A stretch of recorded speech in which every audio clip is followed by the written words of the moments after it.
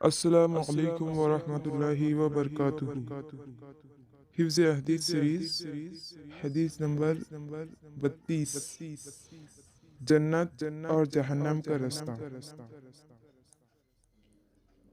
عن ابی ہریرہ رضی اللہ عنہ، عن ابی ہریرہ رضی اللہ عنہ ان رسول اللہ صلی اللہ علیہ وسلم قال أن رسول الله صلى الله عليه وسلم قال عن أبي هريرة رضي الله عنه أن رسول الله صلى الله عليه وسلم قال حجبت النار بالشهوات، حجبت النار بالشهوات، حجبت النار بالشهوات،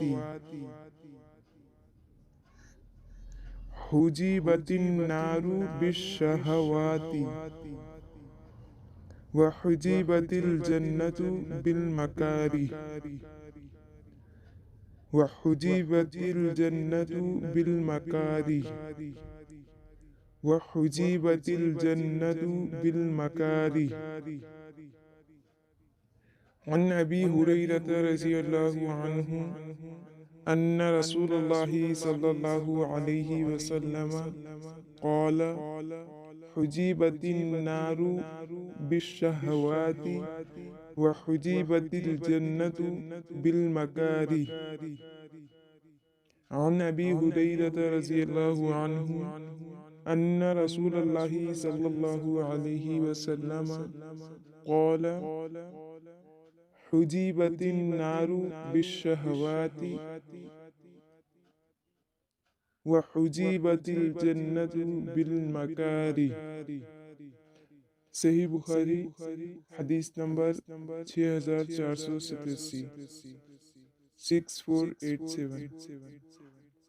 ابو ہریرہ رضی اللہ عنہ سے روایت ہے کہ رسول اللہ صلی اللہ علیہ وسلم نے فرمایا، آگ یعنی دوزخ شہوات سے ڈھانپتی گئی ہے،